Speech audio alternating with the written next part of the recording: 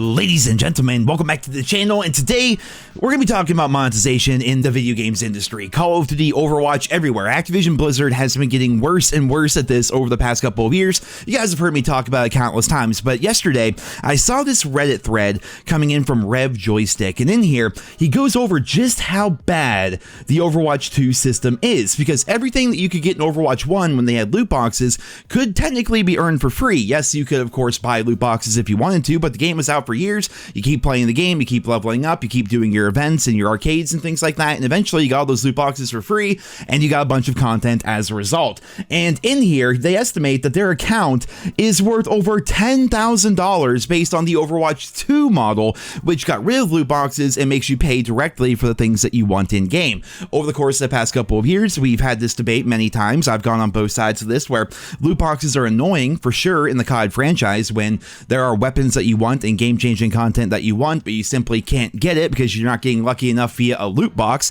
Some systems are better, like depot credits and armory credits. Those allow you to not only maybe get lucky via loot box, but also earn currency directly that you can use to purchase the content that you want. But in general, supply drops have been handled pretty poorly in the COD franchise. Well, they got rid of those. Now we have the battle pass, and now we have things you can directly purchase in the shop.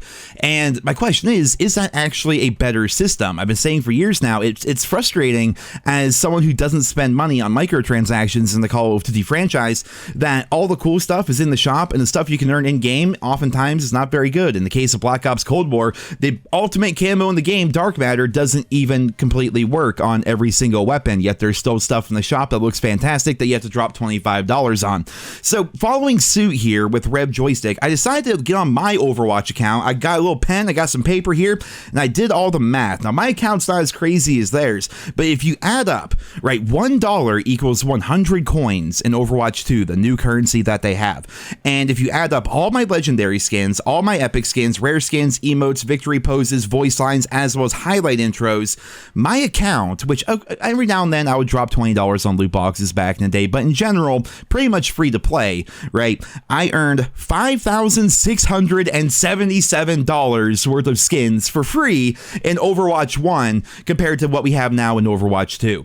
$5,600 worth of content by playing the game, as compared to swiping the credit card and paying for it. And if we take that $5,677, we multiply that by 100, because every dollar is 100 of these Overwatch coins, that equals out to 567,700 Overwatch coins. And as you guys know, you can earn, quote unquote, 60 Overwatch coins per week. So if you want to be a completely free-to-play player in the free-to-play game of Overwatch 2 and earn all the content that I earned in Overwatch 1 without spending a dime, it's going to take you 9,461.67 weeks. If we divide that by 52 weeks in a year, it's going to take over 181 years for me to earn with the new system what I got during Overwatch 1 back when they had loot boxes. And now I'm posing the question to you guys, are loot boxes actually better? How ridiculous is this now? Like, years ago, we all hated loot boxes. Sure, they were surprise mechanics, and every now and then you got lucky. When you did get lucky, it felt good, but in general, you're more frustrated than anything else. You're frustrated that you can't get the content that you want. If there is a game-changing weapon variant, or weapons actually locked behind supply drops as well, that's super frustrating. It was super annoying. But we find ourselves in a situation where we're like, loot boxes are terrible. We're tired of this. We're like, all right, we'll get rid of loot boxes. Initially, our reaction was, all right, yeah, this is cool now. No more random loot boxes. But then they took away all the stuff that we could get from loot boxes and put it directly in the shops. So now we find ourselves in a situation where if you want anything outside of what's in the base game, and let me just say this, like, oh, you expect to get extra stuff for free?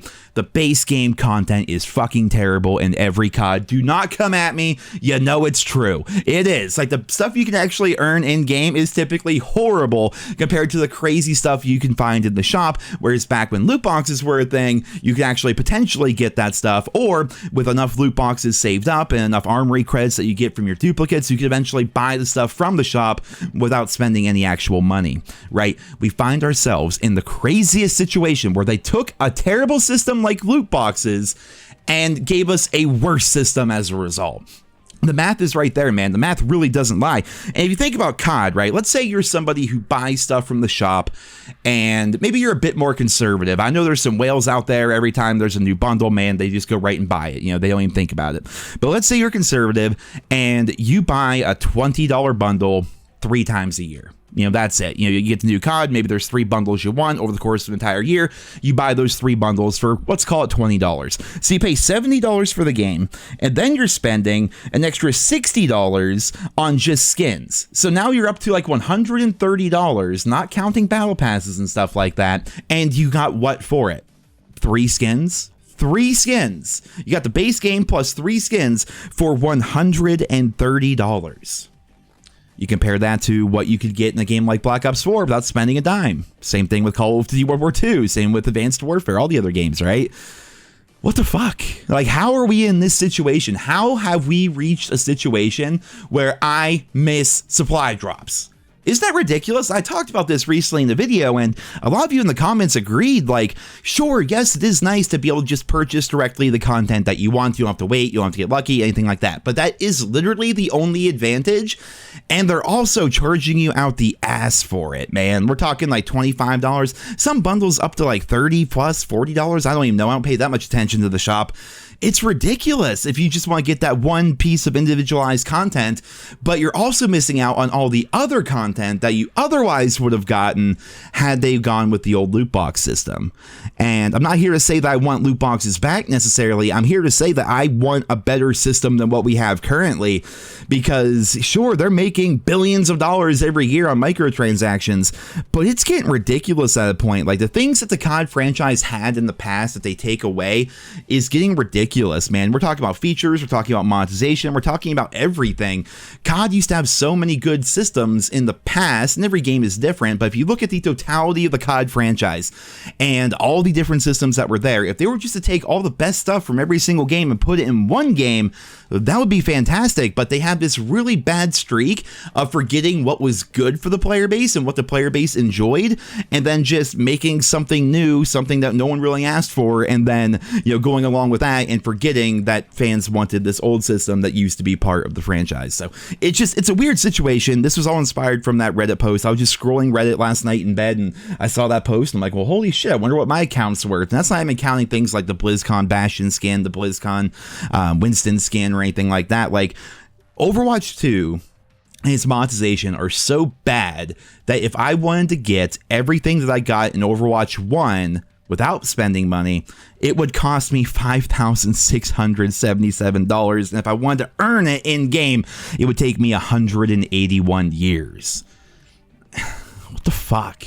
And keep in mind, guys, Activision Blizzard, same company. You think Call of Duty is not going to continue to do the exact same thing? Like, if you go back, you know, to Black Ops 3 and look at all the content that you got from loot boxes, supply drops, whatever, back in that game, and then try to draw a parallel between, it's hard to figure out the exact numbers, but try to draw a parallel between the amount of content that you got that was post-launch DLC versus what it would normally cost in the shop nowadays. Like, your Call of Duty account, man, it's got to be worth, like, mine especially has got to be worth like 20 grand or some stupid shit, and that's all just from playing the game. It's all very inflated. Of course, these prices and these numbers mean nothing because literally they just make them up at the studios, but still, it's ridiculous like how bad this has gotten over the years. So, ladies and gentlemen, I suppose this video was some food for thought for the current monetization models for Call of Duty and Overwatch and Activision Blizzard as a whole.